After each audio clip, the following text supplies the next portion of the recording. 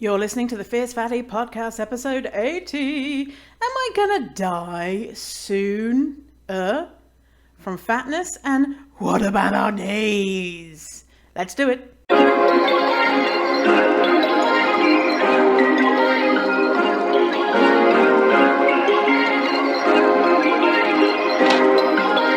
Perfect. I'm Victoria Wellesby, TEDx speaker, best-selling author, and fat activist.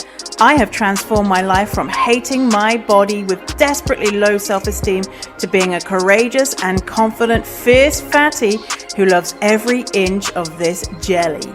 Society teaches us living in a fat body is bad, but what if we spent less time, money, and energy on the pursuit of thinness and instead focused on the things that actually matter, like if pineapple on pizza should be outlawed, or if the mullet was the greatest haircut of the 20th century.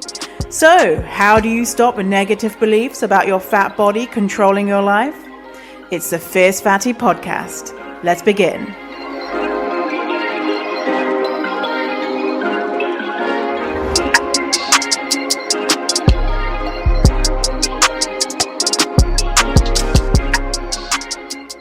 Hello, fatty. Welcome to this episode. How are you doing? How's life? Are you feeling good? I hope you are. I today am feeling anxiety. Oh, brain. Why are you feeling anxious, brain? I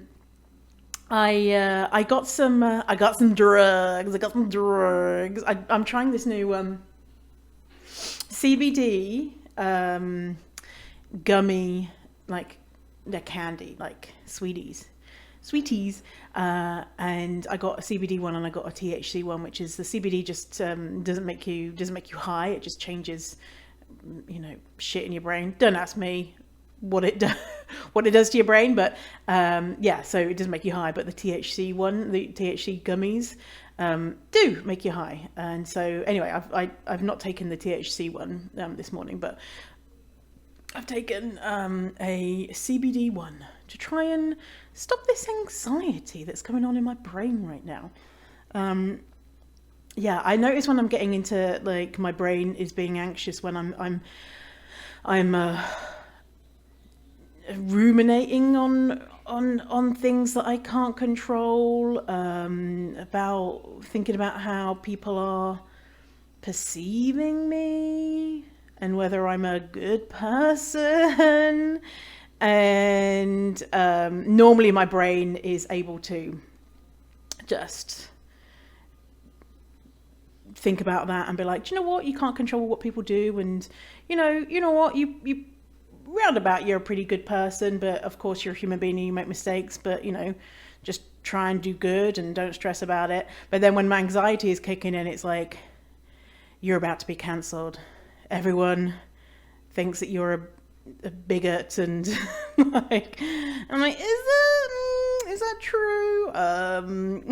Sounds like anxiety. So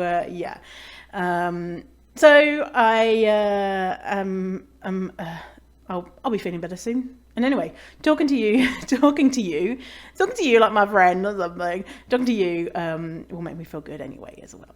And it made me think about, like, a couple of nights ago, I took a CBD gummy and I took a THC gummy. The THC one is the one that makes you high, and CBD makes you relaxed. And so I took both of them together. And don't do what I do, like, just because that works for me doesn't mean it's going to work for you. Like, don't do drugs just because I am. Anyway, I took these, and I started watching funny videos. And there's this one funny video, which is there's a few funny videos that you just remember and you just go to. And so I started my YouTube funny video hunt with one of my most favorite funny videos, which is, if you've not seen it, I'm going to leave you the link. And actually, I'm going to see if we can put it in the episode, and hopefully no one's going to claim copyright or something. I think it's okay under fair use to share this clip. So let me share this clip with you. So the clip is a police officer has stolen marijuana that it's obviously in the police station or whatever, stolen it, took it home, and he made a brownie. And him and his wife called the police afterwards and was like, I think we're dying. So my favorite line is, I don't know, we made brownies and I think we're dead. And time is going by really, really, really, really slow. It's so fucking funny. Oh my God. Yeah. So here's that clip to lift your mood. A councilman from Dearborn, Michigan is outraged over a 911 call. He wants to know why no charges have been filed against a police officer who admits to confiscating marijuana from suspects and then baking it in brownies. And once he and his wife were full and high, they thought they'd overdosed and called 911. I think I'm having an overdose of this, so is my wife. Overdose of what? Marijuana. I don't know if it had something in it. Can you please send rescue? Do you guys have fever or anything? No, I think we're dying. Okay, how much did you guys have? I don't know. We made brownies, and I think we're dead. Time is going by really, really, really, really slow. Well, instead of being charged, Prilla. Sorry. Instead of being charged, the police department let the officer resign. His wife was not charged either. So far, police officials have not commented on the case. Now, how do you follow a story like that? Well, talk about switching gears. Time is going by really, really slow. So there you have it.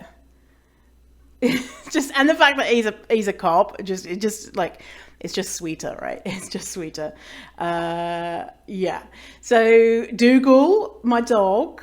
Because apparently you've told me that you like hearing about Dougal and the Dougal content, you really like it. And I'm like, really? I feel like I'm forcing my love of Dougal the dog onto you, being like, Dougal did this, Dougal licked me and it was so amazing.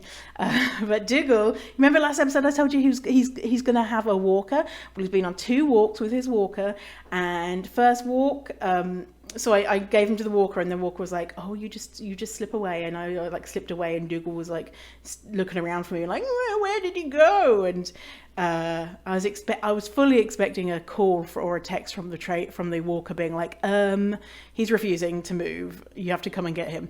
But for an hour he was good. They didn't manage to go a block, they just paced kind of back and forth in front of my building. Dougal was trying to find me in the garbage area, so he was like, okay, maybe that bitch has gone to the garbage area, why is she trying to run away from me?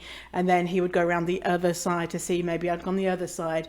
But in between that, he was getting lots of love from the trainer, from the walker, and when I came back out, Dougal was there licking his face, getting pets from him, and no one who doesn't know Dougal can touch him. And even if people know him, you have to kind of build up, and because he's an anxious dog, just like me, and so yeah, I can't believe it. And then yesterday he went out again, and he got 30% further this time.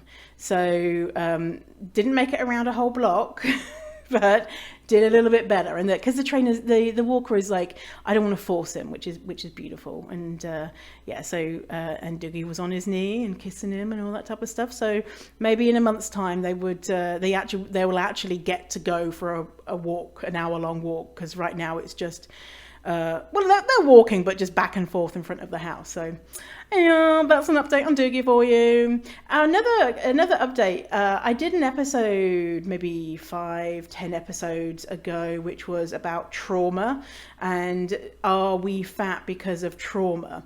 And something else that I found out about that, just a little like an add-on to that, is something else I found out about the idea of, like, where did that idea come from? I didn't mention it in the episode. The idea of fat people are fat because we experience trauma, and we consciously or unconsciously make ourselves fat to avoid to deal with trauma or avoid being noticed. And listen to that whole episode, because it's a very nuanced topic, but this basically, it's not, there's no evidence to really show that. And also I mean, there's things called adverse childhood experiences, ACEs, and there's research there about adverse childhood experiences, and it means that people who've had adverse childhood experiences are more likely to have physical ramifications, like in regards to their health status later on. Anyway, but this whole idea, but what I'm saying is it's not true for most people, but there are some fat people who consciously and unconsciously say, I'm gonna be fat to protect myself, and that's fine, no judgments there. But the origins, I learned, is that a lot of these ideas came from Sigmund Freud. So Sigmund Freud was an Austrian neurologist and the founder of psychoanalysis. He was around from 1856 to 1939. So he's like, who Freud is, like, that's like, it's kind of like pop psychology. And so he said loads of different physical illnesses were actually due to repressed psychological wishes and desires. So he says that the illnesses are a manifestation of things that are going on in your mind. And he said that that people, especially women, became sick in order to not have sex or be seen as sexual. And so that is, from what we know, kind of where, like, he didn't say fat people are fat because blah, blah, blah, but the idea that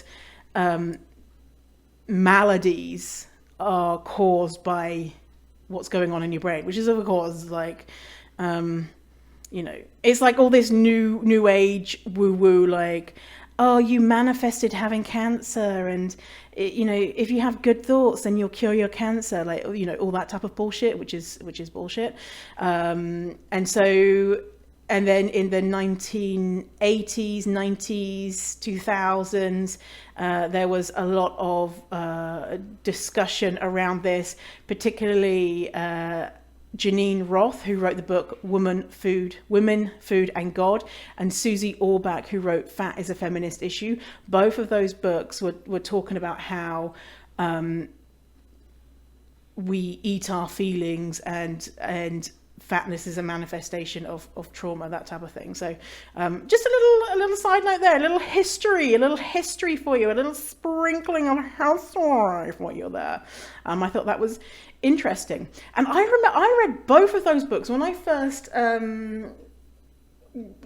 started, and when I first heard the concept of fat positivity. I remember reading both of those books, and neither of those had any red flags for me at all, because I was new in understanding this stuff, and I was just like, yeah, totally. I believe what you're saying in this book, and it makes sense. And now I went back and read the back cover and the synopsis, and I was like, whoa, fuck no. I think was it Susie Orbach's one was something like, what we have on our plate is a universe of everything that we eat is a representation of everything. And I was like, no, man, like no, Susie, no, you just stop that. So yeah. Now, today's episode is from, we're talking about a question that I got. So let me read out that question for you. And this is a question that I get often, not this exact same question. It's not like one person keeps sending me this question. I'm like, go away. There's this question, a version of it I get often. And so I was like, I need to make an episode about this, because then I can point people to the episode and hopefully it is helpful. So this is the question. I am new to the Fierce Fatty community, and I've been trying to explain things to my husband. He is on board, but he has some hang-ups. He's very science-minded and research-oriented. I was wondering if you could point me in the direction of resources explaining how fat does not equal unhealthy. He has a brother who is in a larger body and has knee and ankle problems and is diabetic, which my husband attributes to his weight. Or attributes. Am I saying it in a North American way or in a British way? Attributes, which my husband attributes to his weight. When I point out that he's not very active, he says that bodybuilders and sumo wrestlers don't live very long because, quote, their hearts aren't made to support that much mass. I don't know how to respond to this and truthfully wonder, is there any truth in this? Do you have any resources that may clear this up for us? Yes, I do. So, content warning. Everything that I'm from here on out, I'm going to be talking about studies, and some of the studies, all of the studies have the mention of O words. A lot of them have stigmatizing language. I'm obviously going to censor that out from here, but also I'm going to be talking about specific weight, so specific numbers and height ratios, because I'm going to do this. There's a calculation thing at the end that I'm going to share with you, which is going to blow your beautiful noggin. So just a content warning, if that's not feeling good for you today, then skip this episode. But if not, let's do this. So the question here is, he's very science-minded. I was wondering if you could point me in the direction of any resources explaining how fat does not equal unhealthy.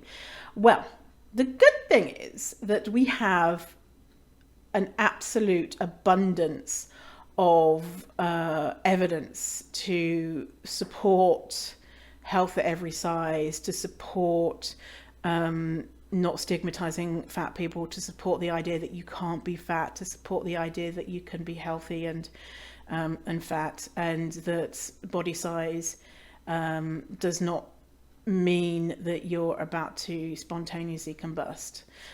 So yes, we got the science. Now there's so many studies, but I'm just picking out a few in this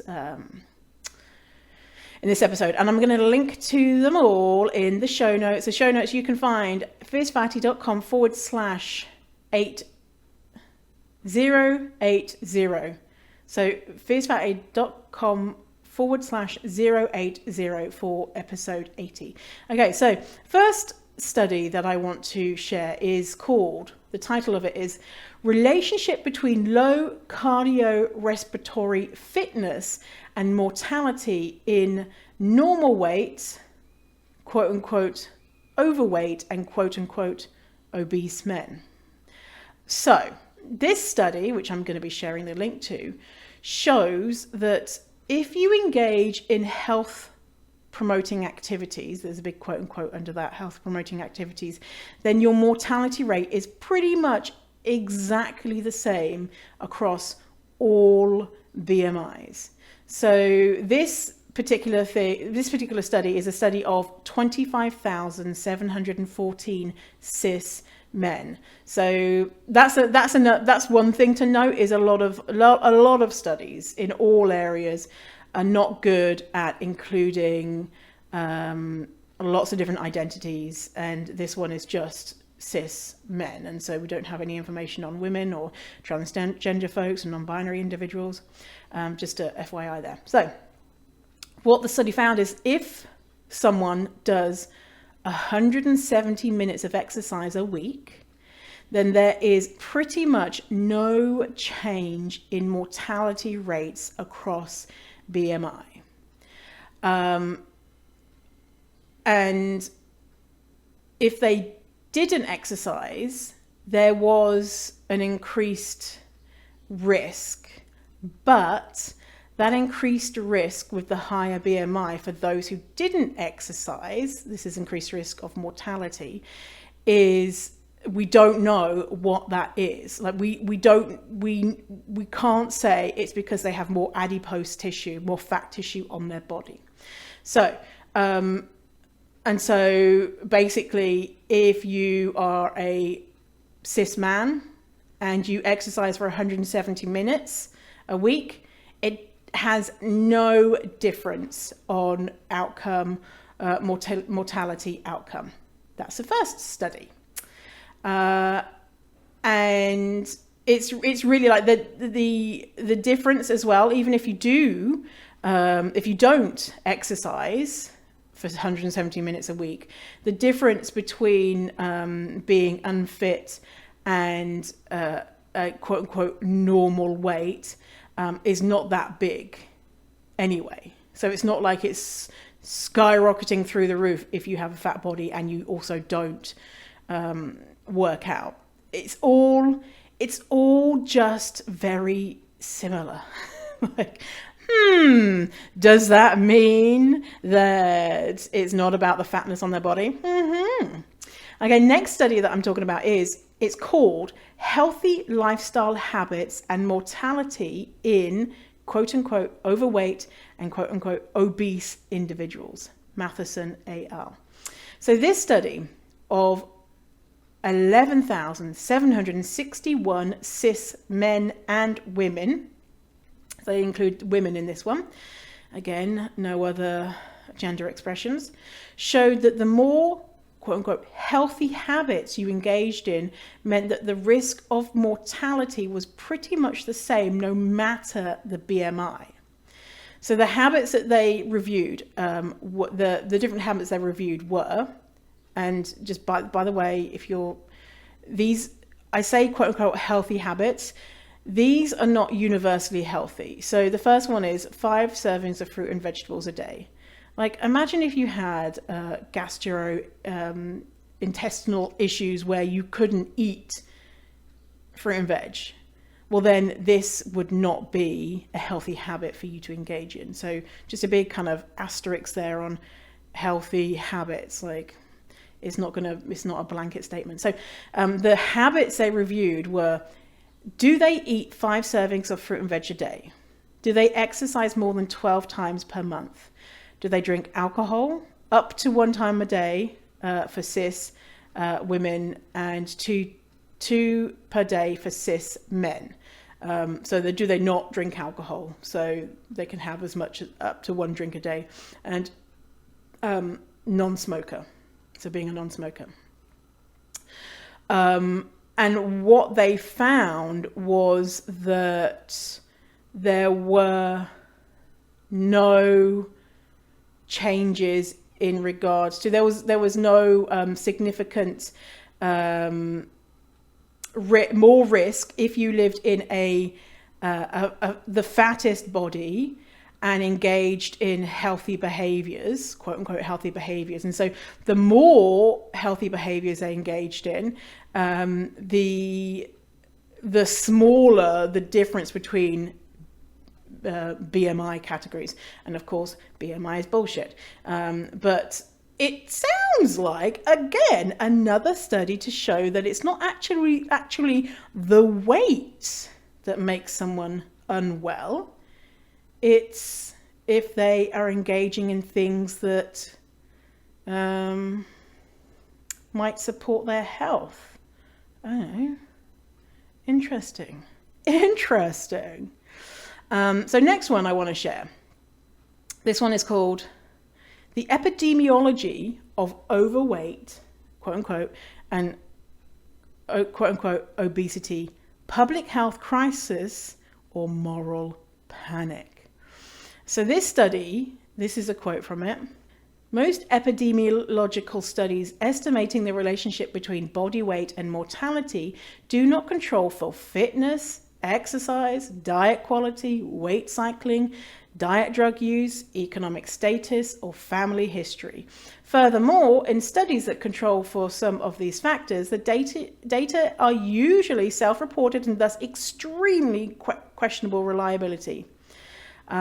By contrast, when one or more confounders are controlled for in a rigorous fashion, the already weak association between higher body mass and greater mortality tends to be greatly. By contrast, when one or more confounders are controlled for in a rigorous fashion, the already weak association between higher body mass and greater mortality tends to be greatly attenuated or disappear altogether. For example, all of the excess mortality associated with quote-unquote obesity in the Framingham study can be accounted for by the impact of weight cycling. Quote-unquote obese Framingham residents with stable body weights were not at increased risk. The same result has been obtained in Haynes. So basically, if you take into consideration if someone has their fitness levels, their history with dieting is, have they done a lot of yo-yo dieting, their economic status, their genetics, all that type of stuff. If you strip that all away and just look at weight, there is tiny differences between weight and death. Okay.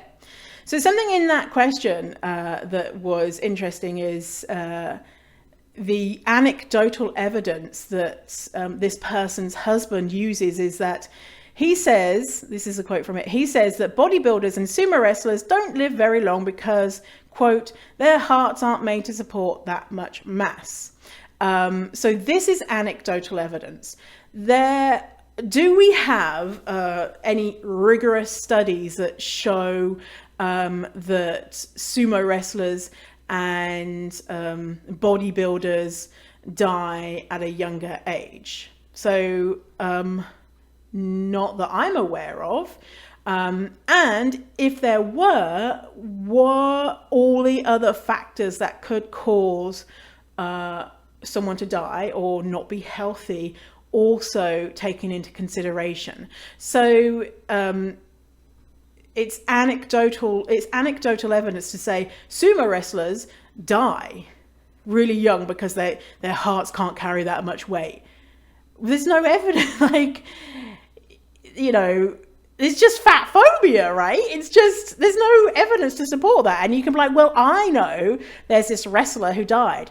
You don't know why. Like, I kind of was watching a program the other day and it was like, you know, sad things. I don't know why I was watching this, sad things. But this wrestler, there was a really famous wrestler in the 80s or 90s, and he fell from the ceiling, like live on TV, and he died. And so it's like, well, you know, if he was fat, could people be like, wow, look, he's fat, his body couldn't handle that, his heart just gave out? No, he had an accident at work, and that's why he died. And so sumo wrestlers and bodybuilders, even if it was true that they died earlier, I haven't seen evidence that they do.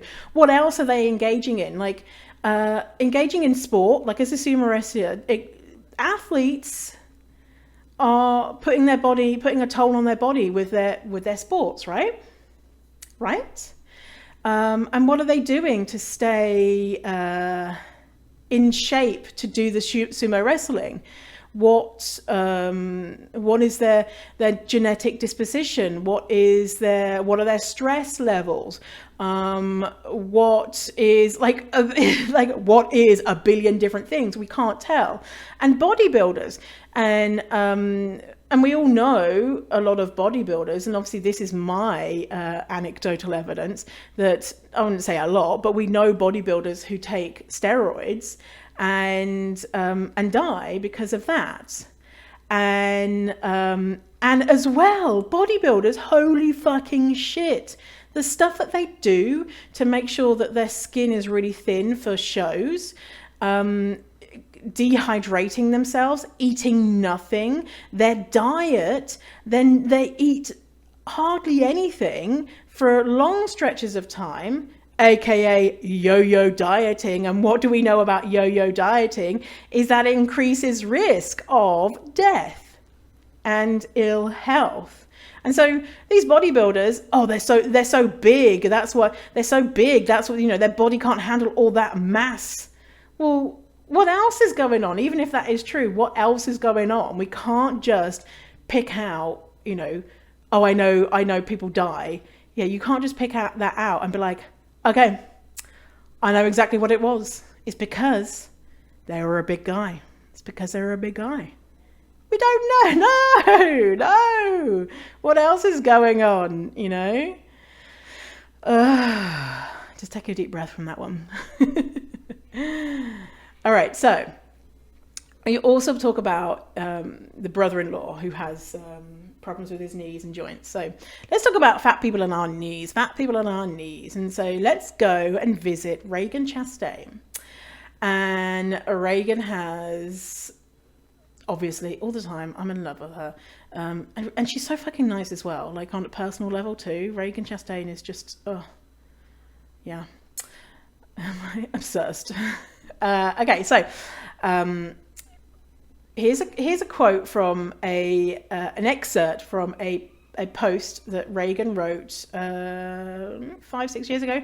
Fat people on our knees. And so this is what Reagan is saying about fat people on our knees. The subject came up recently when I was given a talk to a group of soon-to-be personal trainers about working with fat people. One of the guys said he was worried about working with fat people because of the potential for knee injury. I asked who in the room had had a knee injury in the past. Almost everybody, not surprising in a room full of jocks, put their hand up. I asked who had been given an option for treatment of their knee injury other than weight loss. Almost everybody. I asked them to raise their hand if they had only been given weight loss as a treatment option. Nobody. I asked whose knee injuries had responded to treatment and gotten better. Almost everybody. Just like the ideas of weight causing health issues, the discussion about fat and joint health is also much more complicated than many would have us believe. There have been a few times in my life at various weights when I've had knee pain. When I was less fat, doctors looked at things like muscle imbalances and tightness, gait, and sure enough, they were the solvable problem. When I had knee pain a few years ago, the only explanation offered to me by doctors was that I needed to lose weight. Because I had the luxury of knowing how they treat these issues with smaller people, I asked the doctor if people who weren't fat had knee problems. After some pushing, he admitted that they do. So I said that I wanted to be treated like they treat thin people. I was told that there was no point in treating any other issues until I lost weight. What with the who now? So I left the doctor's office and did some research. I started working with a massage therapist, and when we cleaned up the tightness in my quads and IT bands, the knee pain disappeared. Losing weight would have done nothing to help with the actual issue. In fact, continuing to work out so that I could get thin, so that I could somehow, quote unquote, deserve evidence-based healthcare would have been more likely to have exasperated the problem from one that could have been solved through a couple of good massages to one more serious issue that could have been blamed not on my doctor's incompetence, but wait for it, on my weight. So Reagan wrote that post, and then there was a comment. And so she made there was lots of comments, but one of the comments stood out for her, and she made another post. And the post is from 2020, and it says, "Does being fat cause arthritis? And does that even matter?" So this is the comment that she's responding to. I agree that often the problems are tightness in the muscles, and that should always be addressed if it's an issue. But there is also a lot of research about the pure physics of having more force exerted on joints. This is me speaking. Don't take this person's comment as this is fact, in case that wasn't obvious. So there's the pure physics of having more force exerted on joints and feet that cause more wear and tear and lead to more arthritis. Is that research wrong? Is there counter research being done? If you know of it, can you direct me to it? Thanks. So Reagan continues, that's not actually the most important question, but I'll answer it anyway because it's so very misunderstood. To clarify, for this discussion, when I talk about arthritis, I'll be talking about osteoarthritis, and it's way more complicated than just larger body equals greater risk. First, because so many factors are involved. everything from access to supportive footwear, to participation in athletics at various ages, to the knowledge of coaches and trainers if one does participate, etc. Research shows a correlation between larger bodies and greater risk, but that's far from showing causation. Before the cause could be attributed to body size alone, there would have to be studies that control for the many variables that impact fat people. To name just a few: fat people's inability to get competent healthcare for joint pain, especially early joint pain. Instead, we are typically being prescribed weight loss, which causes additional issues.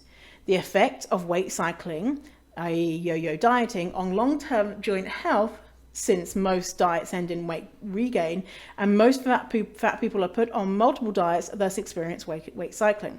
The effect of exercising while purposefully giving your body less fuel than it needs, which is typically suggested to fat people as quote-unquote weight loss intervention on joint health.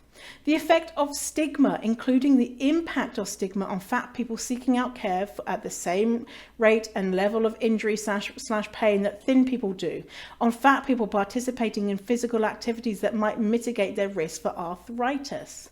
These are just a few of the issues with research around weight and health. The truth is, because of weight stigma, fat people experience the world differently than thin people do. And these differences impact our health, including our joint health. And all of that must be accounted for before we attribute health issues to fat bodies. Okay? So, also, we said that your brother-in-law has diabetes, presuming it's type 2. So I've mentioned this before, but there's a really incredible resource called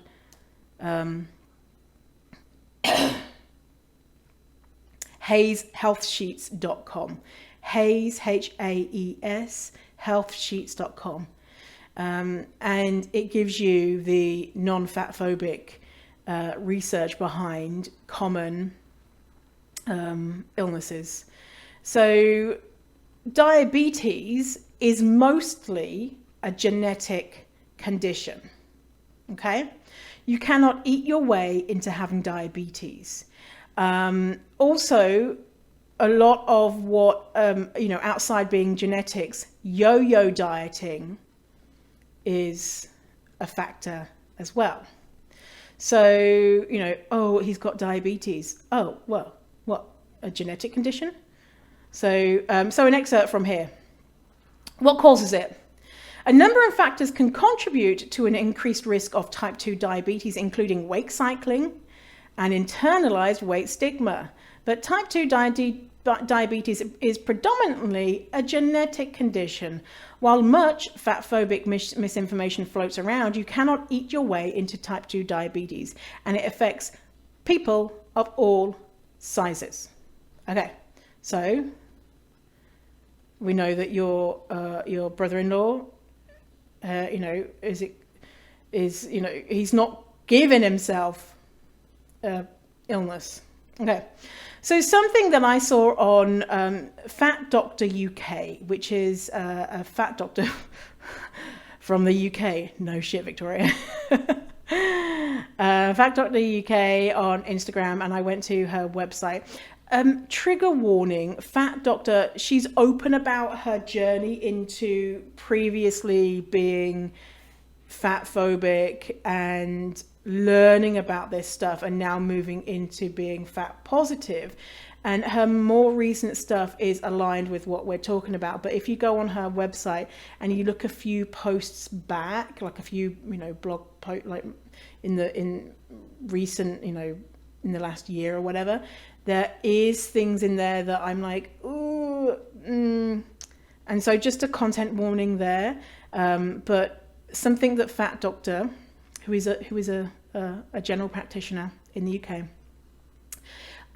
uses, and doctors in the UK use to calculate your risk of stroke or heart attack. And so it's called the Q risk calculator. It's really, really fucking interesting. So the Q risk calculator will tell you, okay, if you put in, I'm just going to go to it right now. The first thing you do is you put in your age. Okay, so I am 36, so I'm going to put 36. You put your sex. It's only male or female. There is no option for anything else. Presuming if you are non-binary, if you're trans, gender non-conforming, anything like that, then this will have an effect. But the data that they've got is just, binary sex. Okay, so 36, female, and then ethnicity, so white. Smoking status, I'm a non-smoker. Diabetes status, none. Angina or heart attack, no. Chronic kidney disease, no. And then so it keeps going on. Different things like, do you have migraines, rheumatoid arthritis, lupus, different. So there's maybe like 10 different things here. And then at the bottom, you put in your height and your weight. So I am 170 centimeters. I don't know what my weight is, but let's just put, it's in kilos. So let's say, so trigger warning here if if you don't want to hear weights. So let's just put in 113 kilos, which is 250 pounds. So let's put that 113 kilos. Fuck it, let's do 115. Why not round it up? So I'm going to calculate my risk right now of stroke or heart attack. So anything, and so I'm fat, FYI. Anything under 10% is considered low risk. So my risk right now of having a heart attack or stroke within the next 10 years is, again, under 10% is low risk. It is 0.6%. It says, in other words, in a crowd of 100 people with the same risk factors as you, 0.6 are likely to have a heart attack or stroke within the next 10 years. Okay, so let's change that to, say, if I was straight size. So I don't even know what that would be. Let's say 150 pounds versus 250 pounds. And that is 68 kilos. Okay, let's put that in, 68 kilos. So how much is my risk going to change? Say if I lost 100 pounds. Okay, so as we know, me being sarcastic, as we know, if you lose weight, you're going to less likely to have a heart attack because fat people are having heart attacks all over the shop. Okay, so my height is the same, 170 centimeters. That's 5'7", by the way. Weight, 68 kilos or 150 pounds. By the way, 150 pounds in stone for our British people is, just Googling this, 150 pounds in stone is 10 stone. And 250 pounds in stone is 17.8 stone. Okay, so imagine if I magically became a thin person. Not even if I became a thin person, because I've experienced stigma, I've done yo-yo dieting, all that type of stuff. So imagine if there was just another version of Victoria running around who happened to be straight size. So my risk as a fat person of having a stroke or heart attack in the next 10 years is 0.6. If I were a thin person, it would be 0.4. And now that change, we don't know why that there is that, and it's a tiny change, like 0.4%. 0.4%.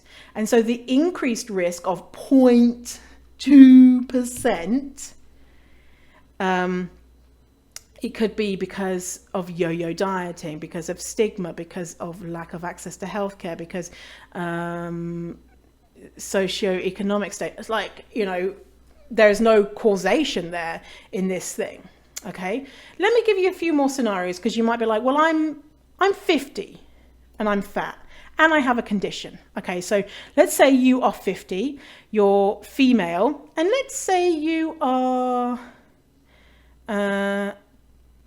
black African, okay? Let's say you're black African and let's say you're an ex-smoker, okay? So you are 50, female, black African, ex-smoker. Let's make you shorter. Let's make you 160 centimeters. And let's make your weight, I don't know, 400 pounds. So 400 pounds in kilos. So 400 pounds in stone is 28 stone. So 400 pounds in kilos is 181. Okay, so 181. Let's just do 180 because I think 180 is the highest. And so your height is 160 centimeters, weight 180, you're 50, you're an ex-smoker, and you're black African, and you're a woman. Your risk of having a heart attack in the next 10 years, so again, reminder, anything under 10% is considered low risk. So if you're 50, a female, black African, ex-smoker, who weighs 400 pounds, your risk of having a heart attack or stroke within the next 10 years, anything under 10% is low risk, is 1.8%.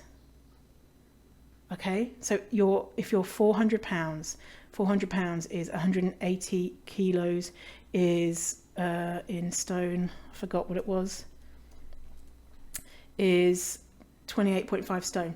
Okay, so that is on the higher end of the weight spectrum. And so if you knew someone who was 400 pounds, for example, and you were fat phobic, you'd be like, whoa, they are a heart attack waiting to happen, you know, any day now. Well, actually, their risk of having a heart attack is or stroke is 1.8% in the next 10 years. You know, it just, and so this is, by the way, what this thing is, you know, this calculator. This is not just something that I'm pulling out of my arse. This is what doctors use. And it is so I'm going to read from Wikipedia. KNEEESSSS is a prediction algorithm for cardiovascular disease that uses traditional risk factors, age, blood pressure, smoking, blah, blah, blah, together with BMI, ethnicity, measures of deprivation, family history, all this type of stuff, to calculate the prediction of cardiovascular disease. A Q risk over 10% indicates that primary prevention with lipid lowering should be considered. So in the UK, the National Institute for Health and Care Excellence, NICE, guidelines recommend using Q risk.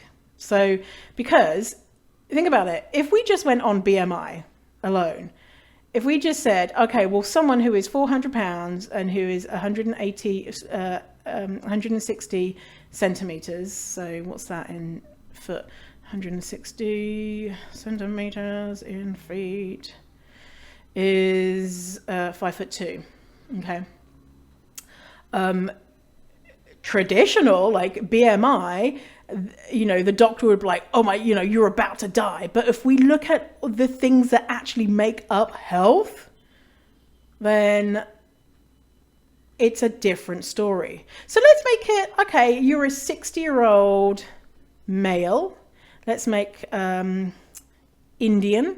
Let's say you are a heavy smoker. Okay, so a 60-year-old male, Indian, heavy smoker, diabetes type 2, on blood pressure treatment, has rheumatoid arthritis, on steroid tablets. So I'm just ticking a few of these things, and is 400 pounds and is 5'2".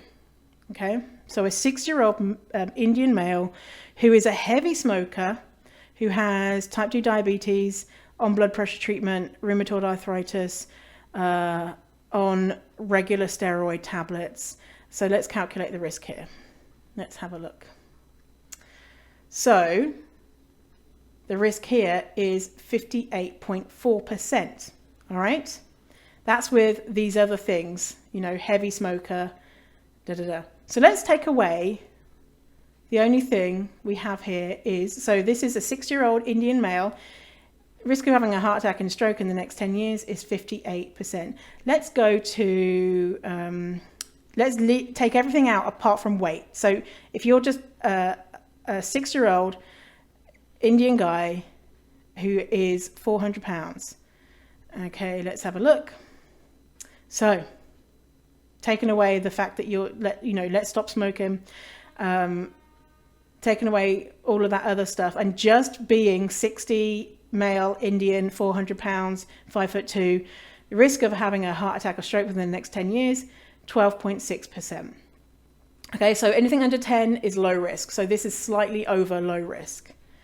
But if you saw a 60-year-old guy who was 400 pounds, you'd be like, oh, any day now, any day. But actually, it's not about the body size. It's about other complicated things. We just can't go around saying fat people are going to die. We don't have the information. It's so complicated. Like, I'll link to all of these. And so if you want to see your actual, your risks and all that type of stuff, then I'll link to the Q risk calculator. And so if you're like, oh my God, I feel like I'm about to die, you can have a look at this and see if that is based in reality or if it's based in fat phobia. And just continuing on about what that calculator is, the algorithm has subsequently been validated by an independent team for the Centre of Statistics in Medicine, University of Oxford, using external data sets. And it says it performs better than other things in predictions, and it's updated annually to reflect changes in populations. So this is the gold standard, and this is what the UK uses. And obviously not saying the UK is the best in the world, because we know that UK is fat phobic, but that's that. And that is something that that I discovered from the Fat Doctor UK.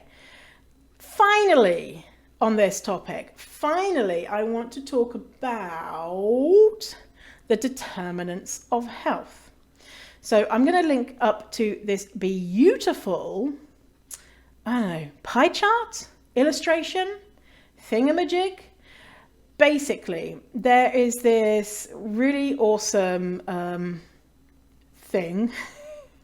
study into what makes up quote unquote health. So let me go and tell you.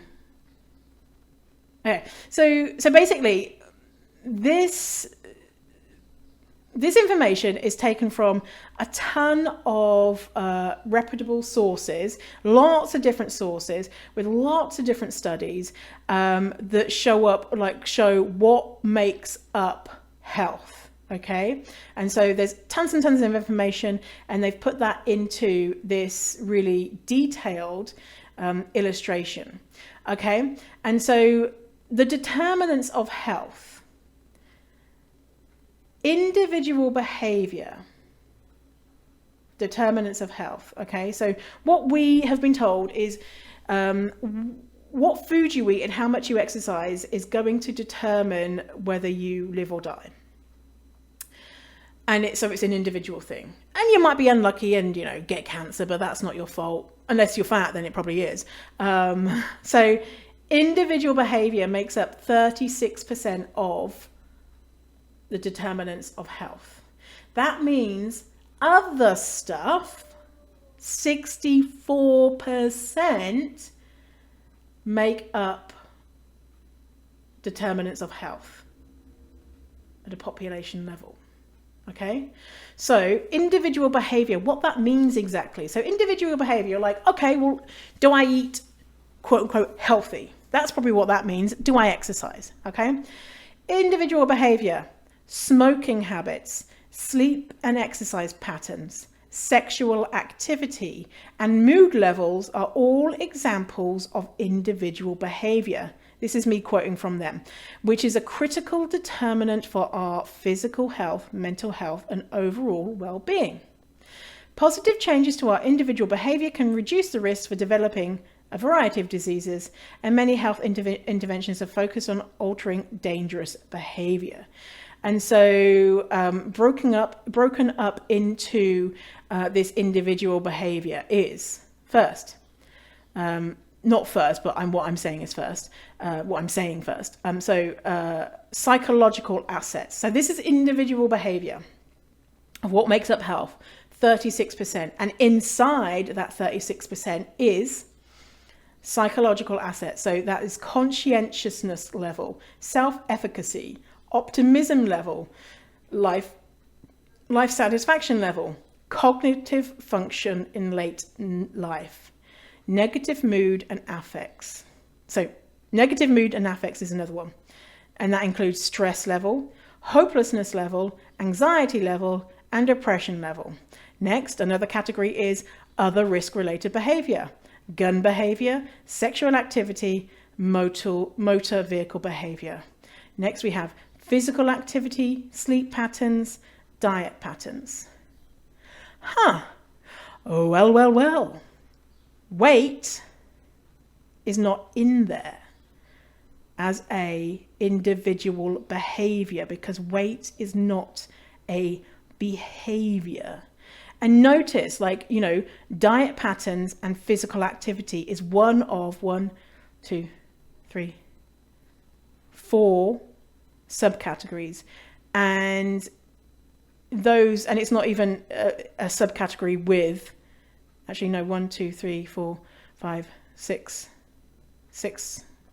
subcategories. It's not even one with information underneath it. So, we don't say, oh, you're so unhealthy because you like to go to the shooting range. You're so unhealthy. You should stop being a burden on society because you drive a car. You should stop being such a piece of shit because you like having sex with people. You're causing your early death because you gave a guy a blowy. We don't say that, We don't say that. We'll slut shame people, but we're not like, you're going to die early because, we all know that everyone who has sex, is so unhealthy. No, But it's sort of the same, because, gun behavior, having a gun is risky. Sexual activity, if you're having unprotected sex and this, there's no such thing as safe sex really, it can be risky. Having a car, fucking risky. But we have all of this is just the individual behavior. So this is just 36% of what makes up health. Okay, and then in all of that stuff, we have one line that says diet patterns and physical activities. And we ignore everything else, like sleep, stress, and the fact that weight is not a behavior. We ignore that too. We're like, well, just get thin, then you'll be really healthy. Well, don't know. The other ones, in case you're interested, the other determinants of health, 64% is social determinants. And so social determinants is gender identity, military service, sexual orientation, citizenship status, race and ethnicity, social status, history of incarceration, culture and tradition, social connectedness, early childhood education and development, discrimination, and work conditions. And so that is 24%. 22% is genetics and biology. So under that we have genetics. That means they're just talking about like chromosomes. So chromosomes and genes, so literally genetics. And then under genetics, we've got gender. And then we have also body structure. And so body structure, we've got age. And then underneath that, so it's like a layer deeper, we have height, weight, waist, hip ratio. So that's not even on the That's like the getting into the really nitty gritty. So genetics and biology. So we've got genetic, body structure, and we have body function. So body function, bone density, nutritional status, biomedical function, sensory function, movement and balance, strength and robustness. So that's 22%. Next, medical care. Medical care is 11%. So this is determinants of health. 11% is medical care. So medical care, underneath that we have health literacy, quality of healthcare, access to healthcare, and patient engagement. Okay, and so that's 11%, right? So think about it. So we have here quality of healthcare. As a fat person, you're not getting quality of healthcare a lot of times. Access to healthcare, you're not getting the access. And if you live in a country like the US, then, you know, it's about how much money you have to access healthcare. Patient engagement. Well, a lot of fat people go to the doctor, get fat shamed, and don't go back again, right? So next, 7% is physical environment. This is the last one. So physical environment, this is location, exposure to firearms, allergens, and pollution. So, well, when we're talking about fat people are so unhealthy, are we like, you're so unhealthy, you should really reduce your exposure to firearms. You're so unhealthy, you should really cut down on the amount of pollution you're exposed to. No.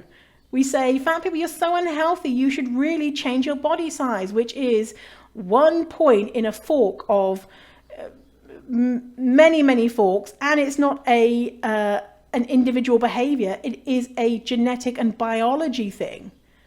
So fat people, you're so unhealthy, you should change your genetics. How about, like, if you want to be healthy, there's lots of different ways to go about it, and it's none of our business.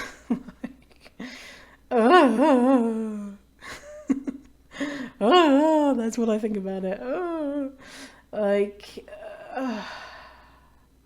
and it's like, you know, fat people are so unhealthy and so unhealthy, and so I'm going to increase to their stigma and fat phobia, and so that they feel like a piece of shit, and so that they do things that damage their health because I think that that's what's healthy. This is the troll speaking, by the way. Another one I forgot to mention in individual behavior, drug use. So that is alcohol, tobacco, and other substances. So we've got psychological assets. So this is individual behavior. Psychological assets, negative mood and affects, drug use, sleep pattern, diet pattern, physical activity, other risk-related behaviors. Yeah.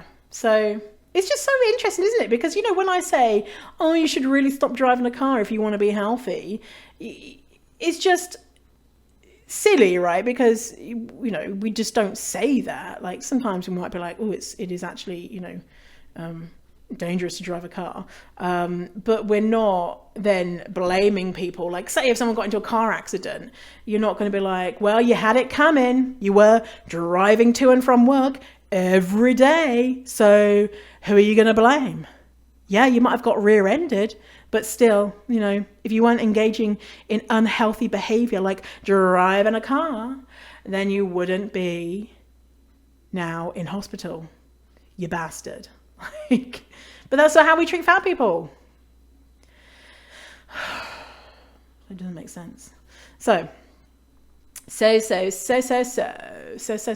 many links in this episode. I'm going to make sure they are all in the show notes for you. Show notes again, fiercefatty.com/080 for episode 80. And you're going to get all those links. So in response, let's make sure I've covered everything on this. I am new to the Fierce Fatty community and have been trying to explain things to my husband. He is on board, but he has some hang-ups. He is very science-minded and research-oriented. Okay, so we've given you the research, which is great. I love it when people are very science-minded because I'm like, fuck yeah. If you're into science, then you'll see the science and you'll be like, oh shit. I was wondering if you can point me in the direction of any resources explaining how fat does not equal unhealthy. So we've got these resources here in this, and this is just, this is not an extensive list of resources. In my program, Fierce Fat Academy, I have a spreadsheet where I keep like all the fat positive books, TED Talks, studies, shows, anything fat related that we want to get into our head. And in the section where we've got studies and articles and things like that, we're up to like 170. Not all are related to this specifically, but there is a lot. And that is just the stuff that I've uncovered in the last few years. And this is not even, everything that's out there. So he's got a brother who's in a larger body and has knee and ankle problems. So knee and ankle problems, as we know, happens to everyone at every size. And we can improve that by doing the same things that straight size people do. And is diabetic, genetic condition, which my husband attributes to his weight, because husband attributes to his weight, but as we know, correlation is not causation. When I point out that he's not very active, and so he's not very active, and as we know from the first two studies that I shared, if someone is active, any increased risk because of body size is practically wiped out. He says that bodybuilders and sumo wrestlers don't live long because their hearts aren't made to support that much mass. As we can tell, that is anecdotal evidence. We also don't know if that's actually true. And even if it were true, do we have evidence to show, to strip away everything else that could be going on in their life? The fact that they are an athlete, which is risky, the fact that they could be using performance enhancing drugs, which could be risky, the fact that they're a performer and have increased stress in their life, which could be risky, the fact that they're on the road and they maybe don't get enough sleep, which could be risky. If we strip away all of that stuff, do we have evidence to show that sumo wrestlers die at a younger age because they have fat bodies? No, we do not. I don't know how to respond to this. And truthfully, I wonder, is there any truth in this? Well, hopefully this episode has showed you that it's a complicated issue, and looking at it in this binary way is not helpful. So if you're feeling things from this episode because of my, me using the O words and me going into that calculator to look at sizes and mentioning sizes, please take care of yourself right now. And as well, if you are not engaging in these quote unquote health promoting behaviors, and you're feeling a way about it, then, try not to. If you want to improve your health, then we know ways that we can do that. And as we know, individual behavior only makes up 36% of health, determinants of health. Recognize that we have some control, but we don't have that much. And you don't owe health to anyone. And your health status is no one's business but your own. So if you're feeling any type of way of like, oh no, I am a smoker, and oh no, I don't move my body or whatever, just give yourself some compassion, okay? Give yourself some compassion, because it's, being, especially nowadays when we have the pandemic, the panorama, the pizza, the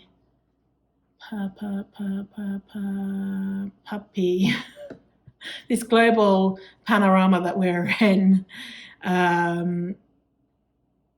it just, something that's just really reinforced for me is just to have compassion for yourself, really have compassion for yourself, because we're all trying to survive, and that's difficult for a lot of people. So yes. Well, thank you for hanging out with me today and helping me with my anxiety. I appreciate it. And let me know if you liked this episode, and if you have any questions, then you can go to the show notes where there is a form that you can fill in, especially if you want to ask an anonymous question. You can just put that in there, and if it's a good one, I will answer it on the show. Okay, I will see you later. I almost said. I'll see you later, crocodile. And you stay fierce, fatty.